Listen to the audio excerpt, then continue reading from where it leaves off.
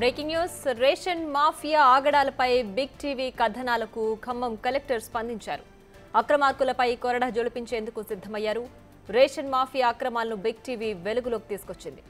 వరుస కథనాలను ప్రసారం చేసింది. కోళ్ల ఫారంలను స్టాక్ పాయింట్లుగా చేసుకుని యథేచ్ఛగా దందా చేస్తున్న వైనాన్ని బిగ్ టీవీ బయటపెట్టింది.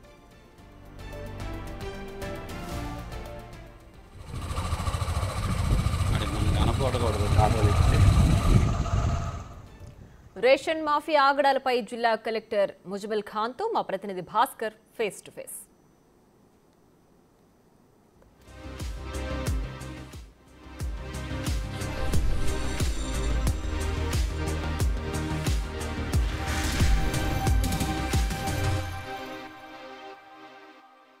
తెలంగాణ ప్రభుత్వం పేదలకు పంపిణీ చేస్తున్న చౌక బియ్యం మొత్తం కూడా పక్కదారి పడుతున్న నేపథ్యం అయితే ఉంది. దీనిపై ఒకవైపున జిల్లా ఉన్నతాధికారులు ప్రత్యేక దృష్టి సారించి పక్కదారి పడుతున్నటువంటి రేషన్ బియ్యాన్ని సక్రమైన దారులు నడిచే విధంగా ఆదేశాలు ఇస్తున్నప్పటికీ మాత్రం కొన్ని ప్రాంతాల్లో మాత్రం యథేచ్ఛగా ఒక సిండికేట్గా ఏర్పడి దళారుల దందాతో యథేచ్ఛగా ఒకవైపున ప్యాడీ ప్రొక్యూర్మెంట్ జరుగుతున్న నేపథ్యంలోనూ రైతుల దగ్గర నుంచి నేరుగా మిల్లర్స్ ధాన్యం కొనుగోలు చేయడం, ఆ నుంచి నేరుగా వాటికి సన్నధాన్యాలు వచ్చిన తర్వాత ఆ సన్నధాన్యాలు మొత్తం కూడా మిల్లింగ్ చేసి సివిల్ సప్లై కార్పొరేషన్కి బియ్యం రూపంలో ఇవ్వాల్సిన నేపథ్యంలోనూ యథేచ్ఛగా వాళ్ళు మాత్రం సన్నధాన్యం బయటకు అమ్ముకున్న తర్వాత మరలా ప్రతి ఒక్క గ్రామంలోనూ వాళ్ళ దళారుల దందాన్ని ఏర్పాటు చేసుకొని ఇల్లు తిరిగి రేషన్ బియ్యాన్ని క్రోడీకరించుకుంటూ మరలా ఓ పాయింట్ పెట్టుకుని అక్కడ నుంచి మిల్లింగ్ చేసినట్టుగానే ప్రత్యేక ఒక ట్యాగులు వేయించుకొని అక్కడ నుంచి గోనె సంస్థలు దాంట్లో గన్నీస్ తోటే మరలా లేవీలు ఇస్తున్న నేపథ్యం అయితే ఖమ్మం ఉమ్మడి జిల్లాలో జరుగుతుంది. ఈ యొక్క దందాపై ఇప్పటికే జిల్లా కలెక్టర్ ముజమిల్ ఖాన్ ప్రత్యేక దృష్టి సారించి ప్రత్యేక డ్రైవ్ చేసుకుంటూ అధికారులను ఆటగట్టిస్తున్న నేపథ్యం అయితే ఉంది. దీనికి సంబంధించి జిల్లా కలెక్టర్ మనతో పాటు మనం ఒకసారి మాట్లాడి చూద్దాం. సార్ నమస్కారం sir.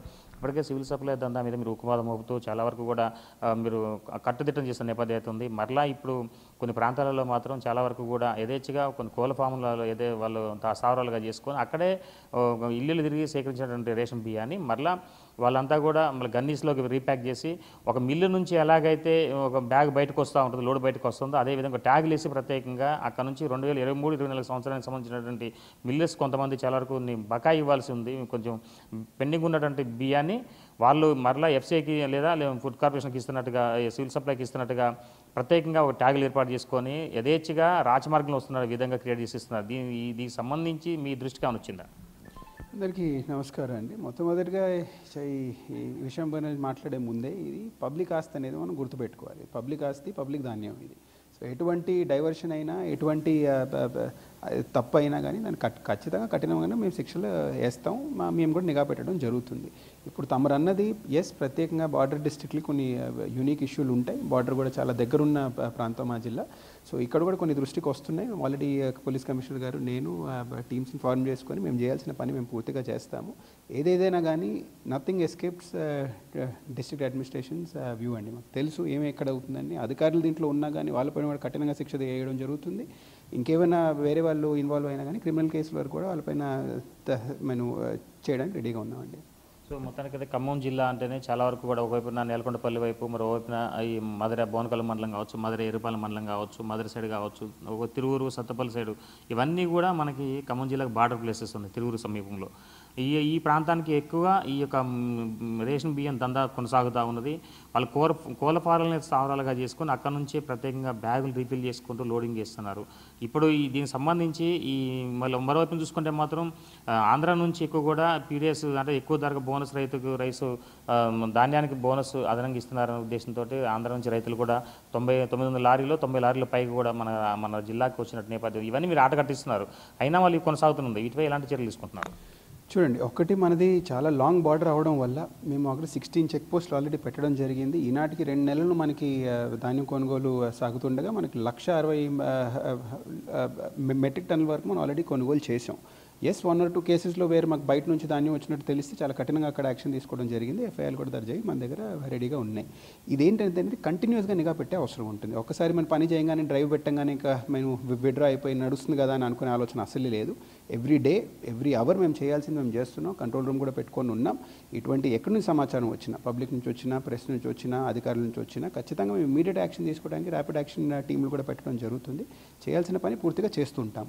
But we would appreciate ఇక్కడ ఎక్కడైనా గ్రామంలో ఉన్న గ్రామవాసులైనా ఇంకెవరైనా కానీ మా జిల్లాకు హాట్లైన్ ఉంది, 1077 హాట్లైన్ ఉంది. తెలియంగానే మాకు ఒకసారి సమాచారం అందిస్తే గ్రామస్తులైనా ఇంకెవరైనా మీ పేరు బయటకు రాకుండా మేము తీసుకోవాల్సిన చర్యలు ఖచ్చితంగా తీసుకుంటాం. నిఘా పెట్టడం అయితే పూర్తిగా చేసే బాధ్యత మాది, మేము ఖచ్చితంగా చేసేలాగా మేము చూసుకుంటాం. ఈ సివిల్ సప్లైకి సంబంధించి చాలా వరకు కూడా చాలా బైండ్ కేసులు పెడతా అంటున్నారు. కానీ మామూలుగా ఏదో తాత్కాలిక చిన్నపాటి కేసులు పెట్టడం వల్ల వాళ్ళకి భయం లేకుండా మరలా ఈ దందాకు పాల్పడుతున్నారనే వాదన కూడా ఉంది. ఇది సెన్సేషనలిజంకి లోపడకుండా అంటే ఒక ప్రొసీజర్ పరంగా చేసే బాధ్యతకు అధికారిది. మేము లోకల్ వెన్ఎవర్ న్యూస్ మేము అరైవ్ అవ్వగానే దానిపైన ఒక 10 days 15 days ఎంక్వైరీ చేసే ఖచ్చితంగా ఒక గట్టి కేసు మేము సమర్పించడానికి ప్రయత్నం ఉంది. కానీ తేలిగ్గా తీసుకొని తొందరపాటులో కేసు చేస్తే అది మళ్ళీ కేసు ఫెయిల్ అవ్వడం, మళ్ళీ అధికారులపైన నమ్మకం పోవడం, లేకపోతే ప్రజలు కూడా సరే ఏం అవ్వట్లేదు కానీ ఆలోచన రాకుండా లోతుగా దాని గురించి ఆలోచించి ఒక వారం సమయం తీసుకున్నా ఖచ్చితంగా మంచి గట్టి కేసు వేసి వాళ్ళు బయటపడకుండా వాళ్ళకి ఇవ్వాల్సిన శిక్ష వేయడానికి తీసుకునే సమయం కానీ తొందరపాటులో చేసే పనులు ఇవేం కాదు. ఏదైనా కానీ మొదట్లో మనం అనుకున్న అంశం పబ్లిక్ ఆస్తి, పబ్లిక్ ధనం, ఇది దాన్ని కాపాడే బాధ్యత మాది, ఖచ్చితంగా చేస్తాం. సో మొత్తంగా చూసుకోవచ్చు, ఏదైనా ప్రభుత్వ ఆస్తికి సంబంధించింది కాబట్టి ప్రభుత్వ పథకాలు పక్కదారి పడుతున్నా కూడా కంపల్సరీగా ప్రభుత్వం తరపు నుంచి ఒక హాట్లైన్ నెంబర్ ఒకటి ఏర్పాటు చేస్తాం. ఆ నెంబర్కి ఫోన్ చేసి సమాచారం ఇస్తే వాళ్ళ యొక్క వివరాలు కూడా గోప్యంగా ఉంచుతాం. అనంతరం ఏదైతే అక్రమం జరుగుతుందో దానిపై ముక్కుపాదం మోపుతామని చెప్తున్నారు జిల్లా కలెక్టర్ ముజామిల్ ఖాన్. ఇది కొంత తాజా పరిస్థితి. కెమెరాకి సంపత్తో భాస్కర్, బిగ్ టీవీ ఖమ్మం.